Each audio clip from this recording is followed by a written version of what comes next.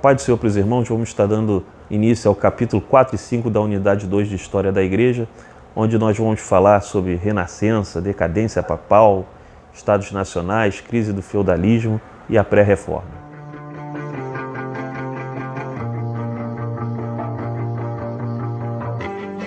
A crise feudal, irmãos. A crise feudal foi que desencadeou todas as mudanças nas relações comerciais, nas relações de vassalagem, nas relações entre os senhores feudais, os imperadores, a igreja. Desencadeou toda uma mudança nessas relações na Europa. E nós vamos ver agora sobre a crise feudal. Crise feudal. Necessidades crescentes da nobreza versus estrutura de produção assentada no trabalho servil. Nós vamos ver que aqui começou a ocorrer um conflito entre as necessidades e ansiedades da nobreza e do senhor feudal e da vassalagem. As estruturas de produção, dos fatores de produção que existiam na época, onde o vassalo fornecia a sua mão de obra, ela começou a mudar devido a um processo que começou a ocorrer no início das cruzadas, como nós vamos ver. Esses pontos foram discriminados no slide a seguir. Crescimento do número de senhores que viviam das contribuições dos servos que não tinham interesse em aumentar a produção, o que causou fuga generalizada dos feudos e crise financeira na nobreza feudal. A marginalização das camadas servis e senhoriais proporcionou o exército às cruzadas. Ocorreu a intensificação das relações comerciais provocadas pelos saques das cruzadas, que colocaram muita moeda em circulação, proporcionando a criação das companhias mercantis que eram formadas por associações de comerciantes. Mudança das relações servis, onde os servos se tornaram homens livres que arrendavam suas terras com base em contratos, pois o senhor feudal, visando aumentar sua renda a fim de consumir produtos no Oriente, especiarias, passou a destinar a produção feudal ao mercado urbano. Então nós vemos que essas coisas que aconteceram, elas produziram uma mudança na Europa. O senhor feudal já não tinha a servidão do seu vassalo em troca do cuidado. Ele só teria a servidão em troca agora da remuneração. A mão de obra passou a ser um fator de produção. E quanto mais o senhor feudal ansiava em ter uma vida mais regalada, obtendo especiarias do Oriente, mais ele tinha que mudar as relações de servidão com o seu vassalo, que deixava ali de ser vassalo e passava ali a ser um fornecedor de mão de obra remunerada. Como começou a ocorrer acúmulo de capital, começou a surgir a burguesia. O que era a burguesia? Esse nome vem dos burgos. Burgos era uma localidade fortificada, onde ali o comércio ele estava em ascensão. E esses que praticavam o comércio geralmente eram camadas da sociedade marginalizadas. Então, a saída desses vassalos de encontrar uma ascensão foi justamente no acúmulo de riqueza, no fornecimento da sua mão de obra e ali adquirindo ali uma remuneração e a possibilidade de crescimento. Surgimento dos burgueses e artesãos. Surgimento dos burgos, povoamentos murados, autogovernados, onde se reuniam os comerciantes, pessoas oriundas em sua maioria das camadas marginalizadas pela crise do sistema feudal. Surgimento das guildas, associações de comerciantes, e das corporações, associações de artesãos. Aparecimento dos jornaleiros, que eram diaristas que trabalhavam por jornada, que surgiram nas cidades maiores, onde a indústria da seda e da lã era desenvolvida. Então, todos esses acontecimentos que ocorreram ali na Idade Média, ali no final da Idade Média, promoveram essa crise do sistema feudal e a igreja ela não estaria imune a todos esses acontecimentos que a própria igreja provocou através das suas cruzadas. A igreja promoveu as cruzadas e, através da promoção das cruzadas, dos despojos de guerra, promoveu uma acumulação de capital e essa acumulação de capital mudou as relações servis de produção. E aí todos esses acontecimentos se juntaram a um acontecimento ímpar também. A formação dos estados nacionais, onde os reis começaram a se fortalecer. Os feudos foram entrando em crise, as relações entre os senhores feudais e os vassalos mudaram, o senhor feudal enfraqueceu, já não tinha mais aquela relação de enviar o vassalo para o rei, como soldado, conforme havia no passado, e ali o rei começou a se fortalecer contratando mercenários como soldados, e o rei oferecia proteção aos senhores feudais que muitas das vezes pediam a intervenção do rei nos seus feudos para conter revoltas de camponeses e muitas outras coisas. Os feudos foram perdendo seu poderio financeiro e o rei sendo reconhecido como líder de uma região onde a cultura, a religião, os hábitos eram comuns num determinado povo. Não tinha essa relação, esse entendimento acerca de Estado, de nação que nós temos hoje. Isso era estabelecido através daquilo que comungavam na cultura, na religião, nos hábitos, nas crenças. Isso determinava o que seria uma nação em si. E o rei, um determinado rei ali, dirigindo todo aquele território, tendo uma soberania ali. As pessoas se reconheciam protegidas por aquela determinada pessoa que seria o rei. E ali ele foi ganhando poderio e tomando outras terras, estabelecendo, esticando o seu reino, estendendo o seu reino até outras áreas. E aí começaram a se formar as nações e as monarquias nacionais. Vamos estar vendo os pontos principais desse período. Estados nacionais, surgimento das monarquias nacionais, fortalecimento dos reis, que antes tinham sua autoridade resumida às cidades e às suas demais possessões. Surge o conceito de nação, como a existência de um povo sob mesma base geográfica, língua, religião, história, mesmos usos e costumes. Apoio aos reis por parte da burguesia, que queria a uniformização do território ao qual pertencia, com barreiras alfandegárias, leis, justiça, pedágios, impostos, pesos e medidas unificados. Revoltas surgiram, fazendo com que os nobres feudais solicitassem socorro aos reis, de modo a sufocá-las. Surgimento dos exércitos nacionais formados por mercenários, substituição das leis costumeiras dos feudos por leis escritas estabelecidas pelo rei, transformação da corte real em corte de justiça, fortalecimento de monarquias nacionais como as dos Tudor, na Inglaterra, e com Filipe Augusto e Filipe IV na França. Está o gráfico aí da ampliação do reinado de Filipe Augusto, essa área verde aí que ampliou. E agora nós vamos falar sobre a decadência papal, os acontecimentos dentro da igreja, o que aconteceu com a igreja, nesse relacionamento político no qual a igreja se envolveu. Isso sempre acontece quando igreja e Estado se envolvem um com os outros, um influenciando o outro, sempre dá problema, a espiritualidade ela vai abaixo, e ocorreu também isso naquela época. Houve uma decadência papal, uma corrupção do papado muito grande, e nós vamos ver os principais pontos que demonstram essa decadência papal. Cativeiro babilônico do papado, de 1309 a 1377. Ocorreu uma taxação de Filipe IV Belo sobre a igreja na França. O Papa Bonifácio VIII ameaçou Filipe de excomunhão. Um legista, que era um especialista em leis de Filipe IV, chamado Nogaret, acusa o Papa de heresia e simonia, resultado na excomunhão de Filipe. Nogaret invade a Itália, cercando a vila papal, o que provocou a morte do Papa Bonifácio VIII por desgosto e devido à idade avançada. Nisto, Bento XI assume durante um período de transição. Eleito pelos cardeais em 1305, Clemente V, um papa francês de moral duvidosa, transforma a sede do papado para Avião, na França, em 1309.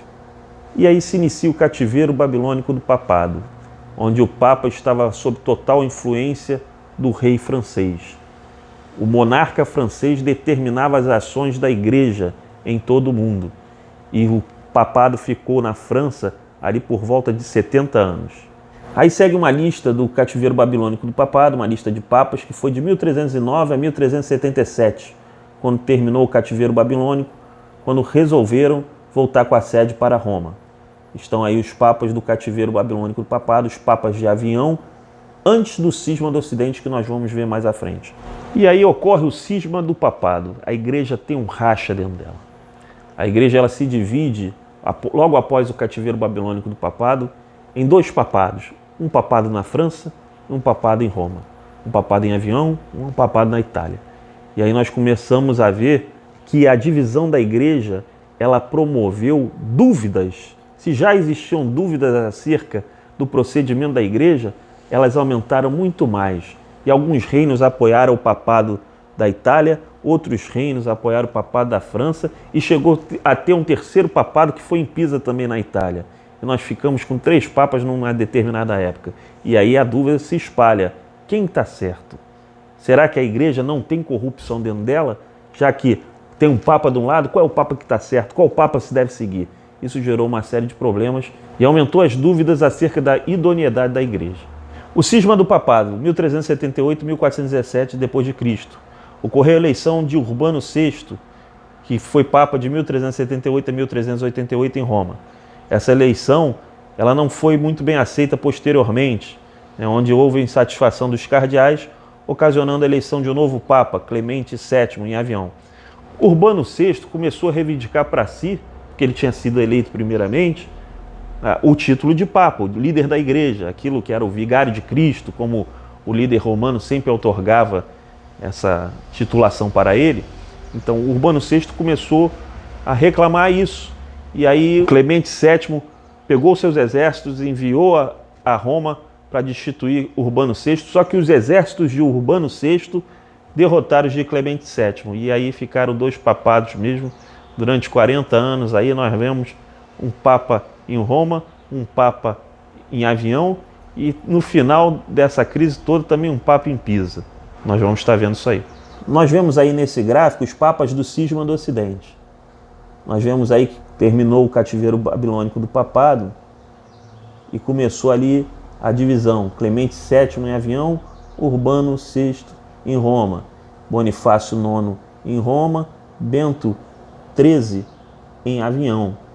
E aí teve Inocêncio VII em Roma também. E aí em 1408, quando tentaram destituir os outros 2 papas para que um ocupasse o cargo, somente um, acabou, ao invés de nós termos um papa que substituísse os outros 2, unificando a igreja novamente, nós passamos a ter 3. E aí nós tivemos papas em Pisa também, Alexandre V e João XIII. Tudo finalizou ali em Martinho V, onde o papado foi unificado novamente. Então, essa crise toda na igreja, principalmente a igreja era em Roma. A igreja que nós estamos falando é a igreja de Roma, a igreja católica romana, que se diz apostólica, sempre se disse apostólica. Ela teve essa crise toda de integridade, muita corrupção, muita decadência, e aí a fé vai para o espaço.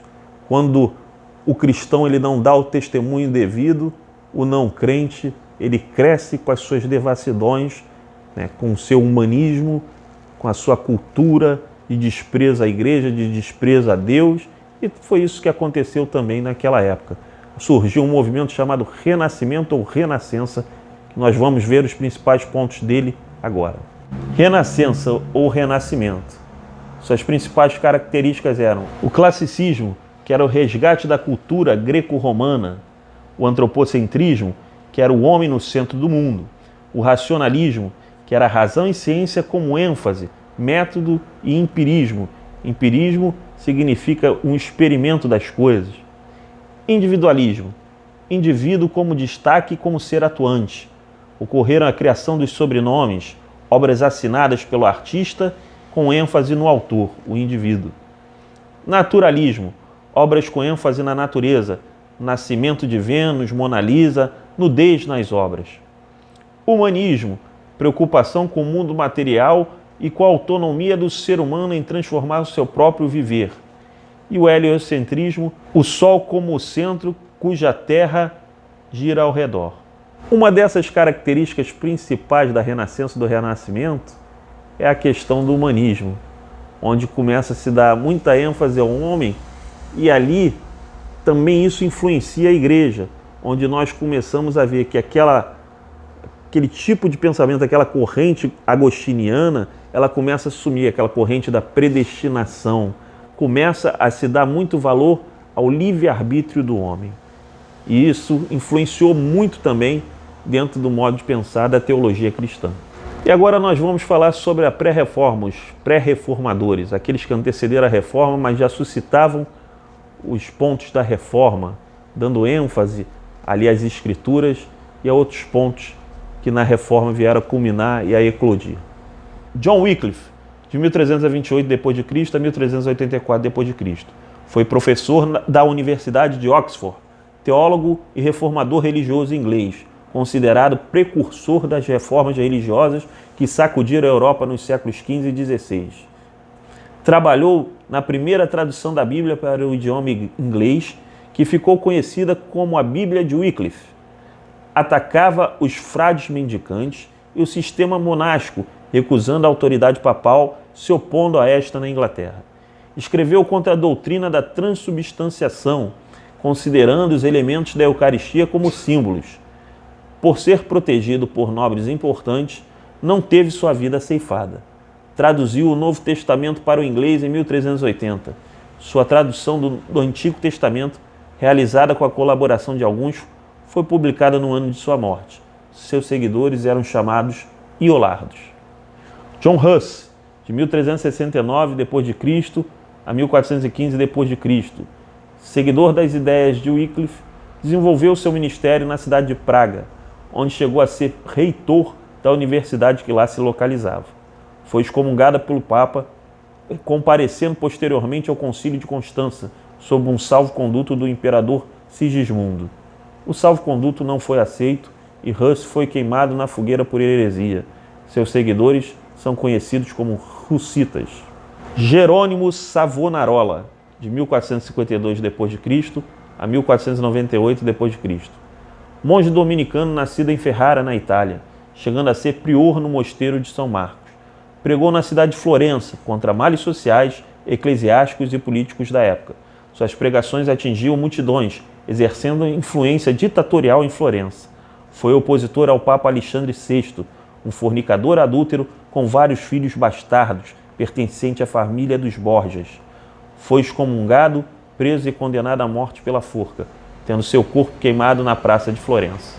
Então esses pré-reformadores, eles deram um pontapé inicial aos ideais da reforma. Infelizmente, John Huss ele acabou morrendo mesmo com um salvo-conduto. Lutero também teve um salvo-conduto do Frederico da Saxônia. Mas aquele foi aceito porque, na época de Lutero, os príncipes alemães, eles simpatizavam com as ideias de Lutero.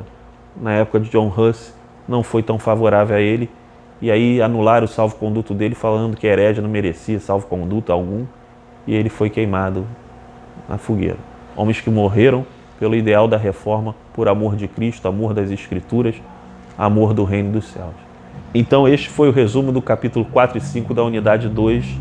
Espero que os irmãos estudem, leiam o livro, se aprofundem mais nas histórias dos servos de Deus, da história da igreja aí, para nós podermos conhecer um pouco mais da nossa origem.